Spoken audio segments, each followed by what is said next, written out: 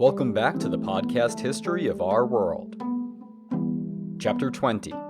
Moses. Let my people go! With those words, Charlton Heston enthralled moviegoers everywhere when the Ten Commandments premiered in 1956. Tall, muscular, wild mane of hair, big old flowing beard, and those piercing eyes. Yul Brynner's all like, give me your magic staff, and Heston's like, only if you pry it from my cold dead hands. Yeah! His character continued a tradition established by early Greek writers that Moses was a hard-hitting, name-taking, God-fearing machine. But is that what he always was? Who was the man really? And honestly, did he even exist? Well, probably not. I mean, logically you can't prove he didn't exist, although there's no historical evidence on him other than the written word. Some folk even think Moses wasn't a man at all, but rather an honorific title for early Hebrew defenders. Interesting, except what to make of the name then, since Moses isn't Hebrew, it's Egyptian.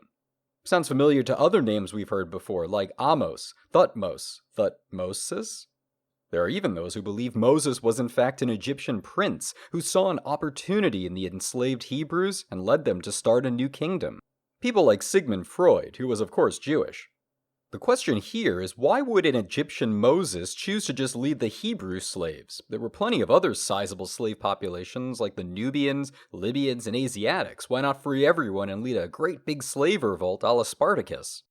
Probably because this theory doesn't have a lot of support.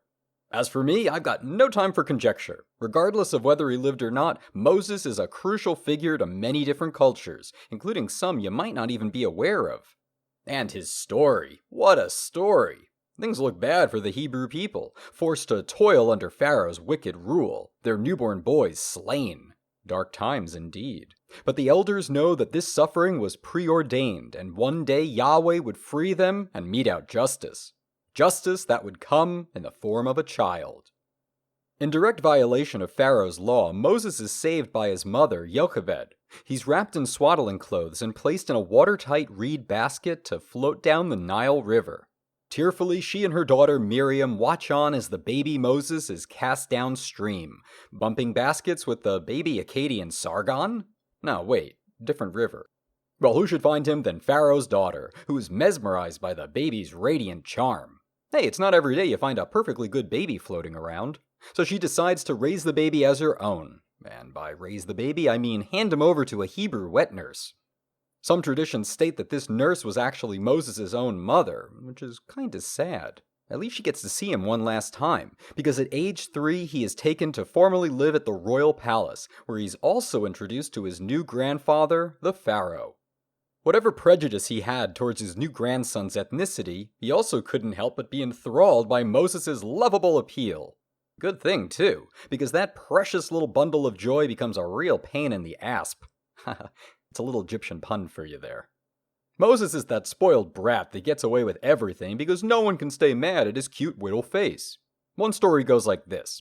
Moses, now a terrible toddler, was playfully bouncing on his mother's lap, Grandpappy Pharaoh sitting across from him laughing, when Moses swings his arm around, smacks Pharaoh's crown off, and it shatters on the floor. The entire court is silent, holding their breath, fearfully awaiting Pharaoh's reaction. And then came the gasps and swoons, for baby Moses was laughing. Pharaoh's advisors were outraged, urging him to drown the child like any other Hebrew boy.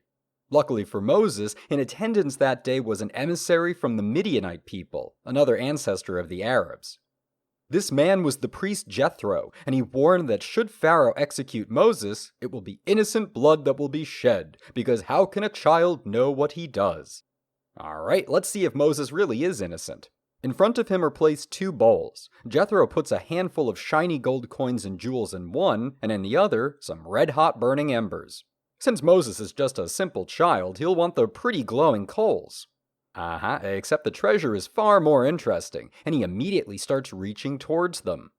At this point, the big guy upstairs must have been rolling his figurative eyes, and with a little divine intervention, forces Moses to grab a coal and put it in his mouth. 2 owies later, and crying for his mama, Pharaoh and his advisors relax. Maybe the kid's not the harbinger of doom after all. We next hear about Moses when he's a grown man, presumably in his 20s. How's that for story progression? Since he was raised as an Egyptian noble, Moses would have received an education from the Near East's finest tutors: Babylonian mathematicians, Akkadian cuneiformists, Egyptian scribes, things like that. That means he'd be fluent in Egyptian, and possibly some Mesopotamian languages too, but Hebrew? Probably not. I mean, what use would the grandson of the pharaoh have for the language of slaves? Yet in spite of his pampered upbringing, Moses also grew up into a very angry man. What was once tolerated as the temper tantrums of youth manifested into wild and violent mood swings. Most famous is his encounter with a slave driver whipping a Hebrew slave. It's odd that this would be the first time Moses experienced this sight, but for whatever reason, this time really set him off. He tackles the slave driver to the ground and mercilessly beats him to death. Once that adrenaline wore off, though, Moses looked at the mangled body of his victim and realized how bad this looked. He had just confirmed the worst prejudices of all Pharaoh's advisors, and no one could save him. Moses was now a fugitive. He had to escape Egypt. Grabbing what little provisions he could on such short notice, Moses fled east, across the Sinai, and down the coast of the Arabian Peninsula. His destination was the Kingdom of Ethiopia, also known as Punt, the trade empire of southwest Arabia and the land around the Horn of Africa. Unbeknownst to him was that they were currently in a civil war. The capital of Sabah had been overtaken by treachery and black magic, forcing King Kikanos and his demoralized soldiers to make camp outside the city walls, desperate to find a way in. The arrival of an Egyptian prince was curious. Although again, the stories say that Moses wins over Kikanos with his charm, applying the military tactics and strategies he learned in Egypt to lead the Ethiopians to victory. Alas, Kikanos falls in the fighting, but wouldn't you know it, just before he dies, he proclaims Moses as his successor, and gives his daughter, the lovely Adonia, as his wife.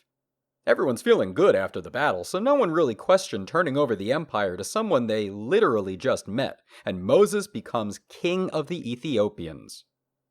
This chapter of his life ended as fast as it began. While many were happy with his leadership, the most important person in his life wasn't his wife.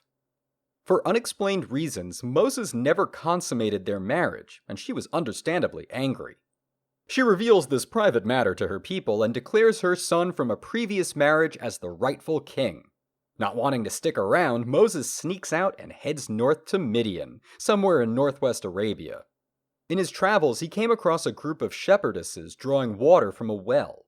Before he could even ask for directions, though, bandits rode in and attacked the women.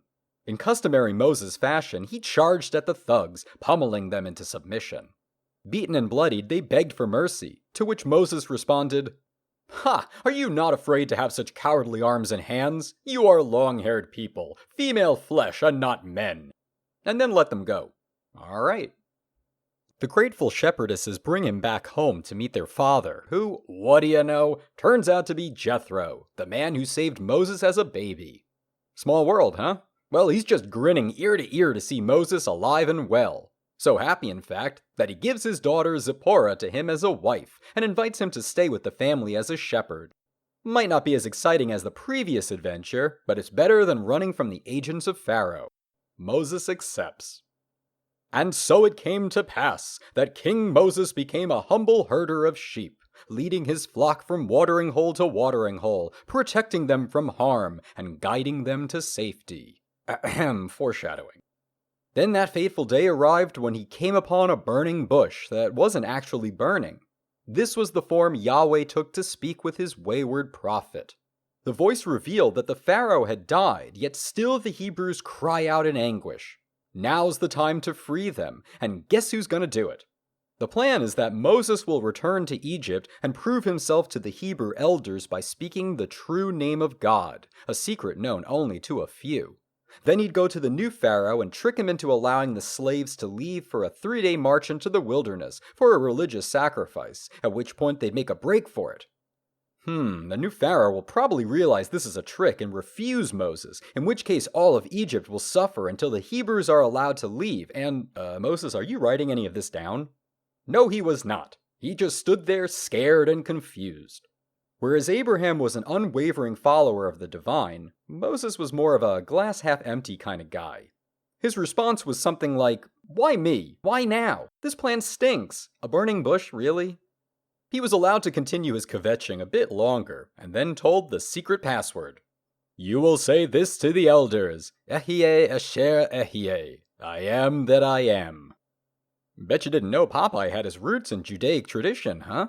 Well, he doesn't. Anyway, to reassure an anxious Moses, Yahweh gives him a staff that when thrown on the ground becomes a snake, and when it's picked up, reverts back to a staff. Neat. But our fearless hero isn't quite buying the call to adventure just yet, so he's also told that his brother Aaron will accompany him. To which he was probably thinking, I have a brother? That wasn't in the first chapter. The translations seem to assume this means family, but it might have also meant friend instead. No biggie. This works for him, and he leaves Jethro's camp for Egypt, this time with his wife and young son. And then comes the strangest and most confusing part of this entire tale, because as the family stops one night to rest at an inn, and Moses prepares to lie down for the night, he's attacked by God? Here's the line. And it came to pass by the way in the inn that the Lord met him and sought to kill him. Huh? Really? He's a reluctant hero, sure, but he already agreed to help. What could possibly make Yahweh so enraged? Unless... Oh, come on now. Moses might be champion of the Hebrews, but he ain't one just yet. It's his wife Zipporah who realizes this, and she grabs a sharp rock and quickly performs the circumcision on Moses and their son. With a rock. Let that sink in for a moment.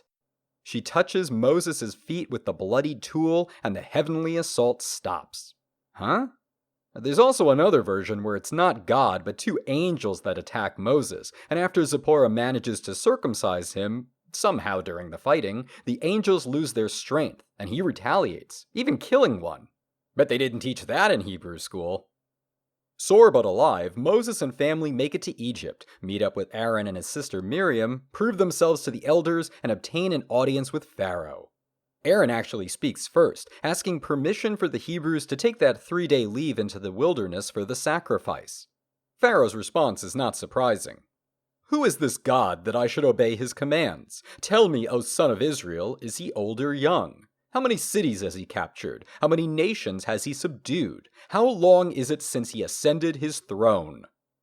Moses fielded this one. He was before the world was created, and he will be till the end of days. His strength flows through the earth. He created you and gave you breath. Pharaoh was unimpressed. Lies, your God has not created me, for I am master of the universe, as I created myself. Well, that didn't work, so how about a magic trick? Aaron took the staff given to Moses and cast it down, where it became a snake. Pharaoh yawned and called out his own army of sorcerers, who did the very same thing. Aaron's snake, however, proceeded to devour the other snakes, and this made Pharaoh mildly impressed. He rewarded the two brothers for the entertainment by allowing them to leave with their lives intact. Neither words nor parlor tricks were gonna work here. Only something truly monumental could sway the Lord of Egypt, and that, of course, were the plagues. To begin with, all the water in the land turned to blood, followed by an infestation of frogs, swarms of mosquitoes, pestilence, skin lesions, hailstorms, locusts, and then total darkness. Through it all, Pharaoh refused to let the Hebrews leave. It's perplexing to think why he wouldn't capitulate and just let one of the many slave groups he's got go away. The first plague was horrifying enough. Well, he might have, if he had been in control of his own senses. Yahweh readily admits to Moses that he has intentionally hardened Pharaoh's heart to resist the plagues, which seems downright cruel to everyone involved here. Although 9 failed plagues later, there comes the nuclear option. At midnight, Yahweh will descend upon the land and murder the firstborn child of every man and beast alike. For the Hebrews to be spared his wrath, they must do exactly this. The man of the household must take a blemish-free young lamb and slaughter it at dusk. Its blood must be smeared on the sides and top of the house door. The carcass must be roasted with bitter herbs and completely eaten, taking care not to break the bones. Finally, everyone must stay inside until daybreak, but be fully dressed and packed, because this is the Lord's Passover, and when this terrible night is over, it will be time for the Hebrews to leave Egypt. The people did as commanded, and at the stroke of midnight, one of the most violent chapters of biblical history took place. Anyone with that lamb's blood on the door was safe. But for those who hadn't got the memo, Pharaoh rose up in the night, he and all his servants, and all the Egyptians, and there was a great cry in Egypt, for there was not a house where there was not one dead. The Passover story is a cornerstone of Judaism, and I'm not here to question that. But let's take a step back. Egypt is a slave nation, true. They're also one of many other nations out there with slaves, and as mentioned before, the Hebrews were but one ethnic group amongst many. Yet this 10th plague destroys all, the wicked and the innocent. It's a bloodbath, and only because Pharaoh's son was one of the affected does he break down and relent. Moses and Aaron are allowed to take the Hebrews out of Egypt, never to return. The Egyptian people momentarily break from their grief to give gifts to the departing Hebrews of clothes, livestock, and gold. And less gifts, more tribute to prevent whatever an 11th plague might look like. Loaded with treasure, including the mummy of Joseph, who had wished to be buried in Canaan, Moses led the 600,000 Hebrews out of Egypt and towards their promised destiny. Oh, but tiny little problem. The most direct route to Canaan was through Philistine-controlled territory, and we'll talk about them further in an upcoming episode. The Philistines don't have a very cultured reputation, and will probably attack the convoy on sight, so Moses has to take a southern detour around the Sinai Peninsula. But first they need to cross the Red Sea, and that's when news arrives that once again Pharaoh has changed his mind. He's also fast approaching with 600 chariots, eager for vengeance. The people quickly turn on Moses, saying, "Was it for lack of graves in Egypt that you had to lead us out to die in the desert? Lousy bunch of ingrates." Well, I'm sure you know what happens next. The waters part, the Hebrews make it across safely, and then the sea comes crashing down on the Egyptians, killing the entire army, including the Pharaoh. This is the first time they are finally free from the grasp of Egypt, and the Hebrew people embrace Moses again. But not for long. One of the hallmarks of the Exodus through the desert is the amount of whining. "I'm tired, I'm thirsty, I'm hungry, this sucks, I wish we were back in Egypt," and so on. Moses and his family do what they can to appease the mobile nation, including some fairly miraculous things like, creating water from rocks, raining manna from heaven, and even summoning a flock of quails for some meat. But the complaining continued, and enough was enough. It was at the height of this unruliness that Moses led his people to the foot of Mount Sinai on a dark and stormy night. Lightning and thunder shook the ground, and ethereal trumpet blasts rocked the air. Moses told everyone he'd be right back, then climbed up the mountain and didn't come back down for 40 straight days. But the people didn't know that, and without their leader they grew restless and brazen.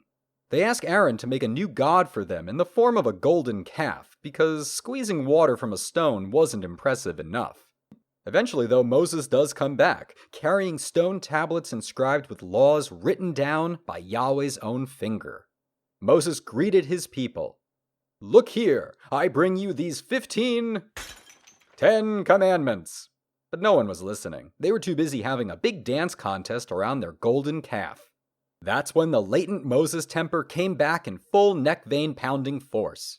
He smashes the tablets on the ground, seizes the idol, hurling it into a fire, and gives an ultimatum. Anyone who is loyal to Yahweh must arm themselves and meet him by the mountain. Those who do so hear his new command: kill anyone not with us.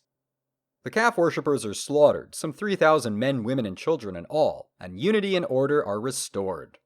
A gruesome start, although Moses is gonna need some new tablets. Back up Mount Sinai he goes, requesting another set of laws, but it's not gonna be so easy this time. Yahweh is done with this nonsense. He tells Moses to take everyone and leave, because he's so furious that if he were to come down from the mountaintop, he might smite them all. Moses casually responded, "Art thou kidding me?" Not really, although the divine moodiness does subside, and the laws are given again. Except this time Moses has to do the writing. Another 40 days and nights later and he's done, although something strange has happened to him. The prolonged exposure to Yahweh's true form has physically altered him. Most translations say that his face radiated light, reflecting the holy grandeur. But an old mistranslation of this event perpetuated a nasty anti-Semitic myth throughout the world. Early Christian translations like the Latin Vulgate Bible mistook the Hebrew word karan, which means to radiate, for keren, which means horns or rays of light. Sounds innocent enough. A sculpture of Moses by the Renaissance artist Michelangelo features two stubby horns. Except this mistake promulgated a vile belief that Jews actually have horns, especially in medieval Europe, where this pernicious stereotype also adds on a tail, thus bringing in a devilish ancestry to boot. Two vowel shifts, centuries of ignorant prejudice. Baffling. As for our radiant, non-horned Moses, he descended from Mount Sinai but was glowing so much that he was freaking out the people. He even had to wear a veil to restore calm, but it was all worth it in the end. The 10 Commandments were now in the hands of the Hebrews, another milestone in legal history. Housing these sacred objects, the Ark of the Covenant was built, easily the most famous of the biblical artifacts. The Ark is, constructed of acacia wood and gold, with support beams and 2 cherubim sitting atop. Cherubim used to be warrior angels before the Baroque art period turned them into fat little babies, so don't confuse the two.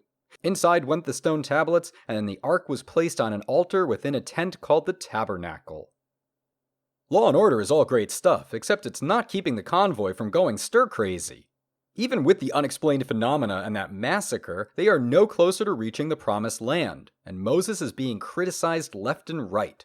His own siblings even gang up on him, angry that he had taken a new wife. No, it's not because he hadn't divorced the first one. Polygamy isn't the issue here. What really stuck in their craw, however, was that Moses had married a Cushite woman. Now, in case you forgot, Cush was the African kingdom south of Egypt, in Nubia. We can assume this woman converted to be with Moses, and since there's nothing to indicate she had a rotten personality, the only explanation as to their anger was a bit of ancient racism. Odd and disappointing. Moses certainly thought so, but this convinced him that their journey to Canaan needed to end soon. As they neared the Canaanite borders, 12 scouts from the 12 different Hebrew tribes were sent to bring back food and intelligence. Led by the warrior Joshua, these scouts confirmed that Canaan was truly the land of milk and honey, although it was also the land of fearsome giants and savage warriors. That pushes the camp into total freak-out mode, and their anxiety quickly turns to fear and then doubt. Doubt in their fate, doubt in Moses, doubt in Yahweh. Moses loses control of his people once again, as this time an armed rebellion takes shape. Mad at everything, the rebel leaders openly challenge Moses and Aaron's leadership and surround the tabernacle. At this point, the story gets pretty violent again. Yahweh has had it up to here with all the insolence and goes Old Testament on the rebels. The earth cracks open and swallows up those betrayers and their families. For their followers, fire rains from the sky, killing 250 as a plague sweeps through the camp, killing some 15,000 loyal and disloyal Hebrews alike. Another terrifying and brutal way to get the population back under control. The survivors are thoroughly shaken and obediently travel on to Canaan without a peep. This also meant passing through various local kingdoms like Edom and Arad, and none of their kings felt comfortable allowing a huge train of nationless people to pass through, and so they sent their armies to stop the Hebrews. Poor decision. All those years in the desert fighting to survive against the elements and a seriously unhinged deity gave the Hebrews a militaristic edge. After being denied the promised land for so long, nothing was going to stop them. Kingdom after kingdom falls, and the Hebrew fighters celebrate their victories by taking local non-Hebrew wives. And to make them happy, the guys start worshipping the local chief god, Baal. Apparently they forgot about the whole golden calf incident, and what will be the last bit of mass murder by Yahweh in this episode, 24,000 converts are killed by plague. And all of this begs the question, just how many of them are left now? Well, all things must come to an end. Moses and company have finally reached the border of Canaan. His health was failing. He was at the ripe old age of 120, mind you, so leadership was passed to devout and tireless Joshua. With the future of his people secured, Moses ascended Mount Pisgah in modern-day Jordan and met with Yahweh one last time. They discussed the future of how the Hebrews, or is it Israelites now, would not honor the covenant and how Yahweh would turn away from them and allow disasters and misfortunes to come. Which must have been pretty depressing to hear after he had just went through all that. Well, in an effort to prevent this from happening, Moses records his teachings in a series of 5 books and gives it to the Levites. These books are called the Torah, and they too were placed inside the Ark along with the Ten Commandments and Aaron's rod. Exhausted from his epic life, Moses still had the energy to make one last speech to his people. "Hear me, O Israel, of the statutes and judgments which I speak in your ears, that you may learn them and keep and do them. When the Lord thy God brings you into the promised land, it will be possessed by many strong nations: Hittites, Girgashites, Amorites, Canaanites, Perizzites, Hivites, and Jebusites, 7 nations greater and mightier than we are. But God will deliver them to you, and you shall completely and totally destroy them. Show them no mercy, as there will be no peace. Do not intermarry or take their children for your own, because Yahweh will turn his wrath on you. Destroy their altars, smash their sacred places, burn their gods with fire. And most of all, remember this: do not spare the life of any of them. They must all be destroyed as God has commanded." He climbed up another mountain, Mount Nebo, looked out onto Canaan, and died. Legend has it that his body was taken by Yahweh and buried in Moab, hidden from everyone to this day. The Israelites mourned his death for 30 days, desperately seeking out his grave that they might honor him. Although that's kind of the reason why it's hidden. After seeing how easily the people broke the first commandment with the golden calf and Baal, Yahweh was concerned they'd start worshipping Moses. A very jealous move, but then again, he never denied being a jealous God. And so Joshua led the Israelites into Canaan towards destiny. Moses the lawgiver is gone, but we're just getting started. Paradise has been found, but weren't there barbarians and giants mentioned? That's kind of a big deal. Not to mention the Philistines, and we haven't even mentioned the Jebusites. Of course, there's also Joshua to look out for in his battle against a certain Neolithic settlement. I guess what I'm saying is that there's a lot to talk about, and it's all next time on the podcast History of Our World. For more information on the music of the ancient Hebrews featured in this episode, visit www.ancientlyre.com. Special thanks to Michael Levy for allowing his authentic music to be featured in this episode. Please support his efforts to bring the sounds of the ancient world to modern audiences by purchasing his albums on iTunes, Amazon, or Bandcamp.